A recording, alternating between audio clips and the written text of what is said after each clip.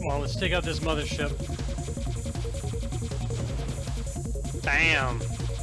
Got her. Recover a little bit.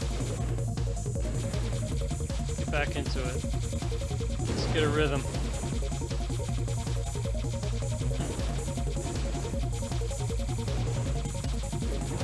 Give me that shield, baby. Protect me. You can't handle this! Hurricane of destruction! Uh-oh. I'm sorry. I'm sorry, I didn't mean to do that. Just kidding, you're dead.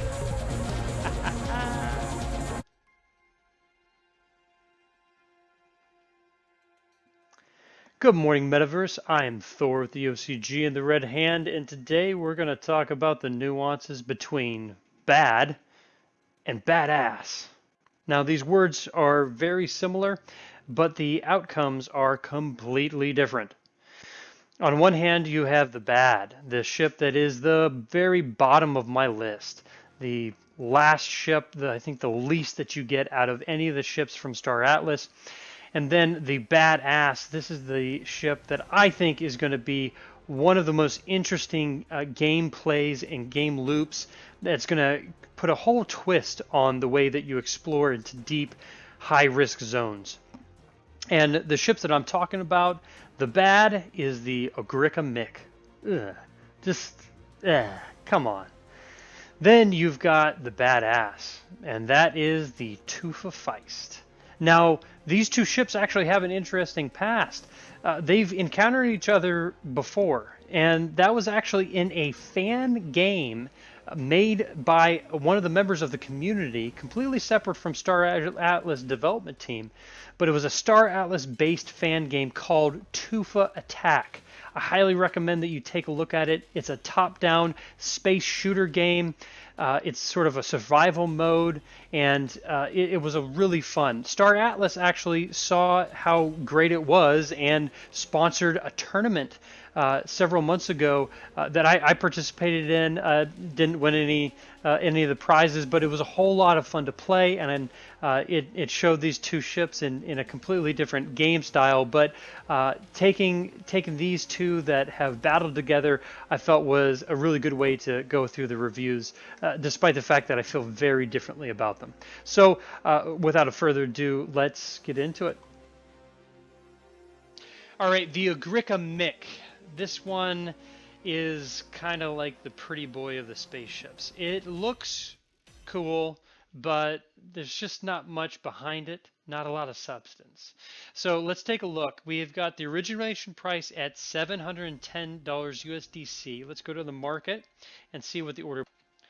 Okay, so we have USDC market 237. So a big discount, and that's good. There are several ships with similar discounts, so it's not out of the ordinary, but right now compared to where it was, it's very much more affordable. Now the crew, it's 2 slots, or pilot and co-pilot, a two person crew. Then in the components, this is where I want to really point some things out. Small slot, so it was a small fighter type ship. Small slots for all the basics. You've got 3 hard points, which is sort of the smaller end of hard points, especially for a fighter ship. And then take a look at this. Missile bay is extra small. So what do we know about the size of the components? Well, as you go up or down in size, if you had a small and you go down to extra small, it's reduced by a factor of 2.7. If it had gone up to medium, that would be multiplied by 2.7. So this is reduced by 2.7 for the missile bays. So you have just one fewer hard point than most fighter ships and a smaller missile bay. And the countermeasure, the defense, is extra small, and the hull reinforcement is extra small. So that's negative. The only thing it has going for them is a small slot ammunition and an extra small fuel slot. For me, and for a fighter ship, that is just not going to cut it. I mean, a Rainbow Chief's probably going to be able to take two of them out for the price of one. It looks cool. There's a lot of shiny and unique aspects of it. It definitely feels like an alien ship and could be fun to fly around, but it looks delicate and breakable. And according to its hull reinforcements, it is. And this is, despite being a low profile and maybe hard to track and to take down, I just you need one hit, and this thing would go out compared to the rest of them. But that is the Ogrika Mik. It's got the design is cool, but the components are just so light and lacking. So going from the Ogrika Mik, let's jump over to the Tufa Feist.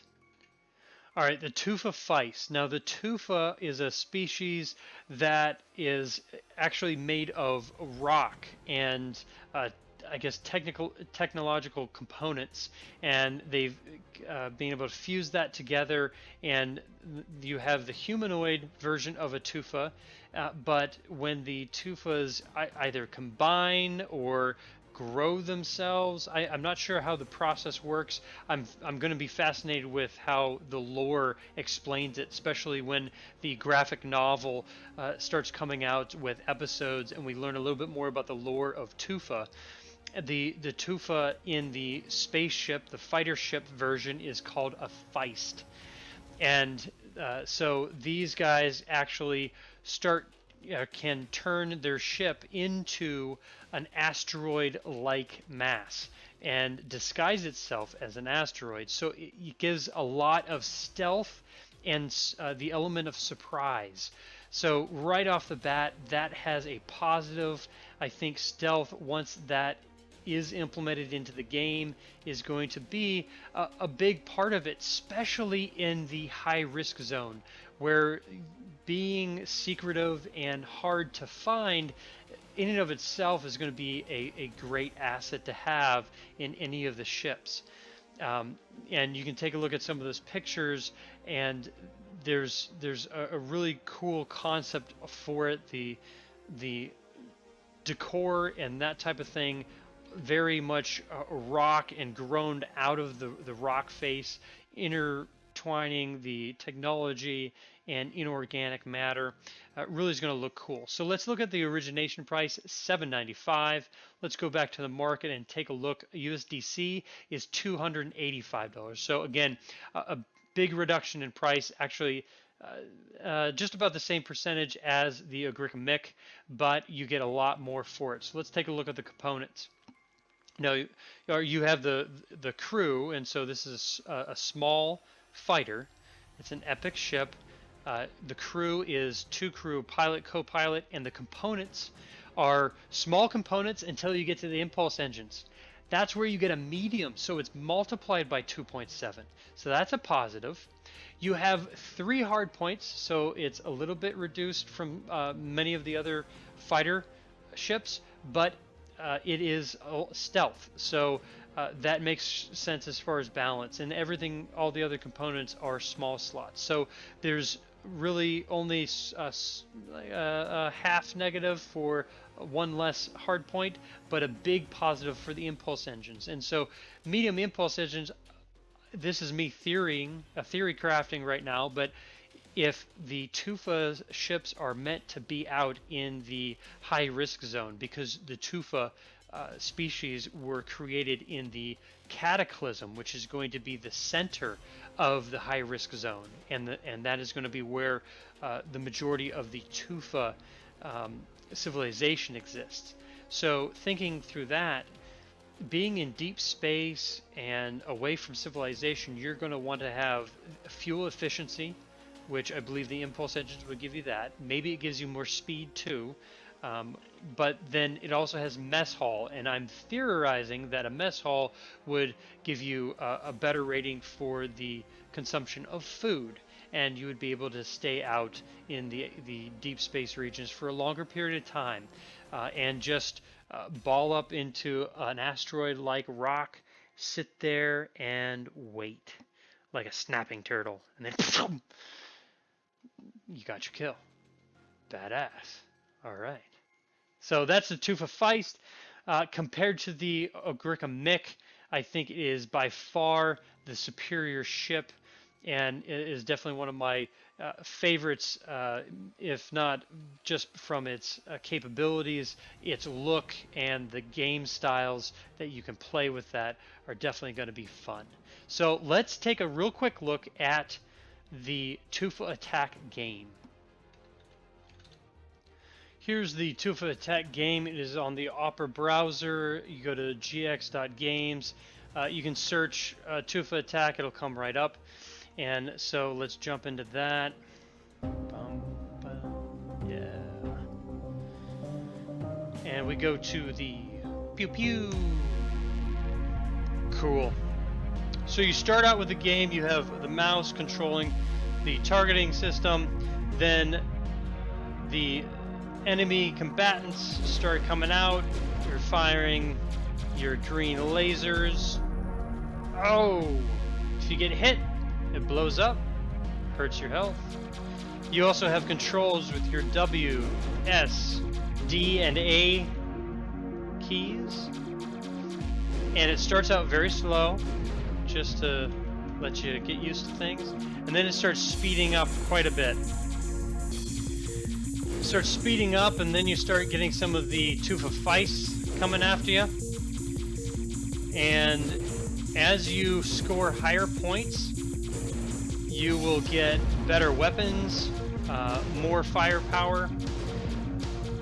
Other drops that you'll see are the little orange drops that are actually health or repairs. And then you get rockets, which, so this little orange one right here is a repair. I get a little bit more health back. This red hot dog looking thing, you get a rock or a bomb, and I can launch that bomb, and it has a green circle that blows up and does damage to enemy in a general area. And so it really kind of takes you back to the old arcade games where you're just going around playing Space Invaders and different tank battle games where you're trying to gain firepower and go through sort of the endless onslaught of enemies. You've got the great high energy music behind you. You get these green hot dogs, and they actually build up what's called the mega shot. And so it's a big old laser. Making some good choices as far as the type of firepower available. And as the game progresses on, it gets harder and harder, and you get more and more enemies that come out. And as you progress, you get better weapons, more firepower.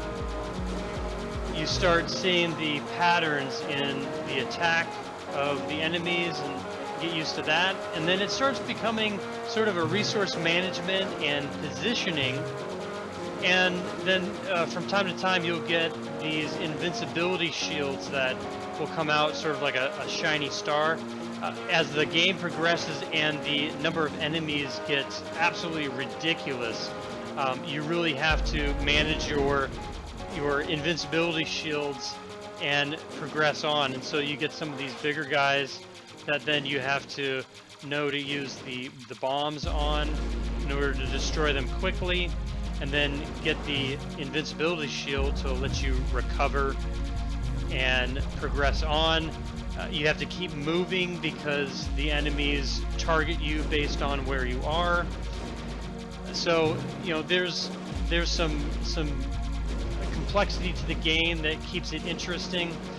And, you know, it does become sort of a battle of attrition, you know, how long can you last type thing. But, you know, that is a fun game to play, and definitely a fun thing for the community to be involved with. The fact that it was just somebody, a fan of Star Atlas, that put this thing together and really made a good game out of it, I think. So hopefully that was helpful. don't worry about liking or subscribing, but you can share this with somebody that you think would find it useful. And if you can do that, then today was a good day. Good morning, Metaverse. I'm going to be grinding some Tufa Attack. See if I can get this month's high score.